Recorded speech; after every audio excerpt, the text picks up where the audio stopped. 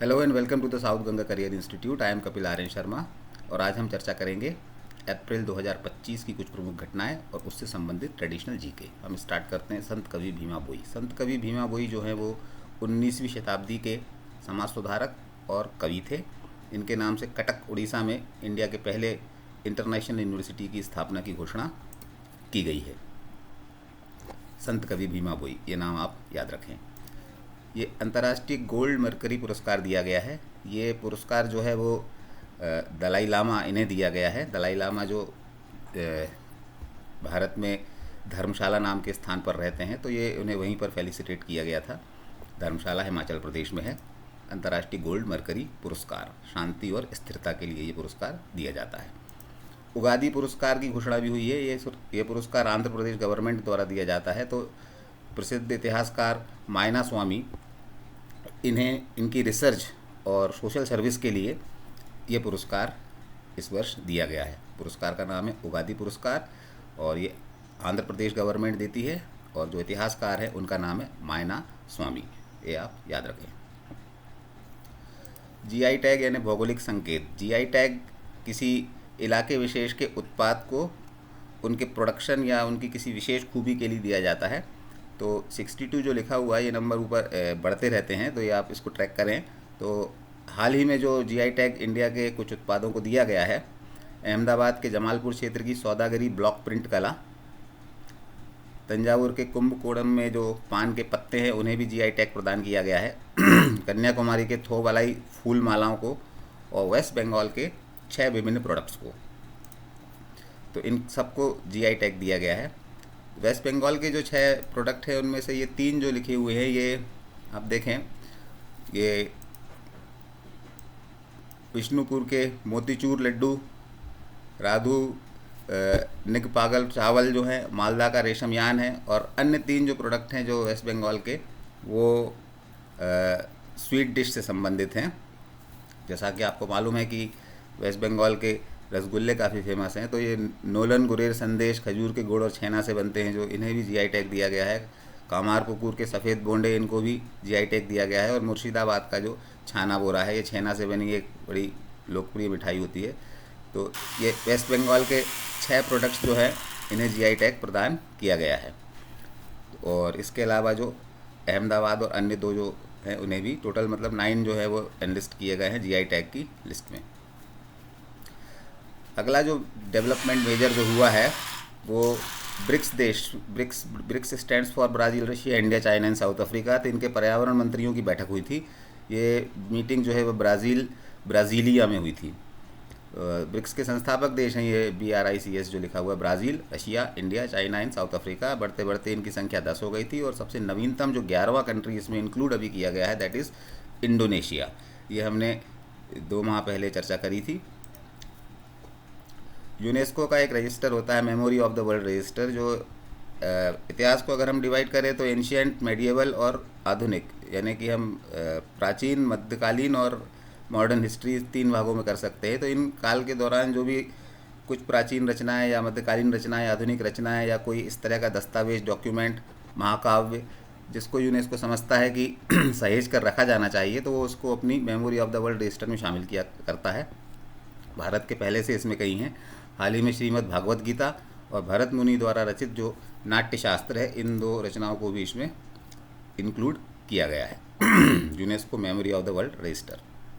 Automated teller machine, ये चलता फिरता ATM होगा। ये पहली बार है जो किसी ट्रेन में स्थापित किया जाएगा। जो ट्रेन का नाम है पंचवटी एक्सप्रेस है, मुंबई से मनमाड के बीच में चलती, पहले ये मुंबई नासिक के बीच में चलती थी। तो भुसावल रेलवे डिवीज़न और बैंक ऑफ महाराष्ट्र, इसके सहयोग से ये मुंबई मनमाड पंचवटी एक्सप्रेस में भारत का पहला ट्रेन ATM ये स्थापित किया जाएगा। एशिया का सबसे बड़ा रोपवे जो है वो हिमाचल प्रदेश में बनेगा। तारा देवी से शिमला के बीच में प्रस्तावित है। ये लगभग 13 से 14 kilometer, to be precise 13.79 kilometer लंबा होगा और ये दुनिया का दूसरे नंबर का होगा लंबाई में, और एशिया का सबसे लंबा होगा ये। तो ये हिमाचल प्रदेश में है, तारा देवी और शिमला के बीच में। पारादीप उड़ीसा, पारादीप जो है यहाँ पर वर्ल्ड का सबसे बड़ा पेट्रोकेमिकल परिसर प्रस्तावित है। इसका निर्माण किया जाएगा। पारादीप जो है वो उड़ीसा में है। पारादीप अन्य कारणों से भी फेमस है, आप अगर अपने मेमोरी को जोर दें तो आपको ध्यान होगा। डॉक्टर भीमराव अंबेडकर, इस माह उनकी अप्रैल माह में जयंती थी, तो 14 अप्रैल को। तो एमपी में टोटल जो सेंचुरीज़ हैं वो 25 हो गई। तो सागर ज़िले की जो सेंचुरी है, अभ्यारण्य है, उसका नामकरण जो है वो डॉक्टर भीमराव अंबेडकर जी के इनके नाम पर किया गया है। सागर ज़िले में स्थित है ये नया अभ्यारण्य जो है।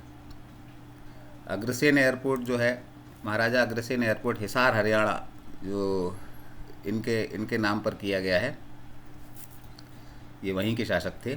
अग्रोहा नाम की एक सिटी, जो प्राचीन कालीन सिटी है, इन्होंने बसाई थी। और ये ट्रेडर्स और एग्रीकल्चर, इस समाज के हित के लिए इन्होंने बहुत कार्य किया है।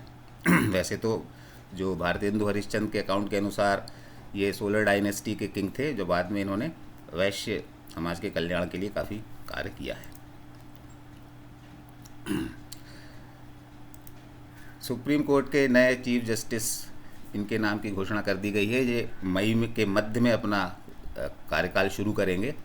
इनका नाम है जस्टिस BR गवई। ये 52nd होंगे इंडिया की सुप्रीम कोर्ट के 52वें मुख्य न्यायाधीश। BR गवई काफ़ी इम्पोर्टेंट है ये नाम, ये आप याद रखें। RBI की नई डिप्टी गवर्नर नियुक्त की गई हैं। RBI में एक गवर्नर होता है और उसके नीचे डिप्टी गवर्नर्स होते हैं। तो चूंकि महिलाओं की नियुक्ति ये चौथी नियुक्ति है सिर्फ, जब से RBI 90 साल से 1935 से जब से स्थापित है RBI, जब से सिर्फ महिलाओं में चौथी नियुक्ति DG पे है। गवर्नर पद पे कोई महिला नहीं पहुंची है अभी तक। तो पूनम गुप्ता है, इनका नाम है, डिप्टी गवर्नर के रूप में इनको नियुक्त किया गया है। इनकी नियुक्ति 3 वर्ष के लिए है। RBI के बारे में थोड़ा चर्चा करते हैं। 1935 में इसकी स्थापना हुई थी हिल्टन और यंग कमीशन की अनुशंसा पर। और इस कमीशन में जो 6 सदस्य थे, उसमें एक इंडियन भी थे, डॉक्टर भीमराव अम्बेडकर जी। वैसे तो हम अम्बेडकर जी को कानूनवेत्ता के रूप में जानते हैं, जो संविधान की प्रारूप समिति के अध्यक्ष भी थे, पर वे अर्थशास्त्री भी थे। उनको RBI की जो हिल्टन यंग कमीशन की जो 6 सदस्यीय कमेटी थी, उसमें भी इनको इंक्लूड किया गया था। तो वर्तमान में जो करंट अफेयर्स के रूप में चर्चा में RBI, वो पूनम गुप्ता जी के कारण है।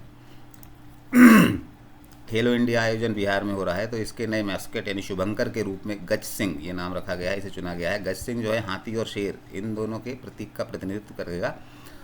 और ये जो है पाल वंश के शासक जो बिहार में, और नालंदा और बोधगया के मंदिरों पर जो हाथी और सिंह की मूर्तियों हैं, वहाँ से इसको लिया गया है।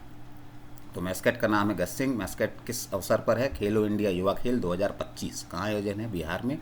और ये बिहार के पाल वंश के नालंदा और बोधगया के मंदिरों के स्तंभों पर जो आकृतियाँ बनाई गई हाथी सिंह की, वहाँ से इसको लिया गया है।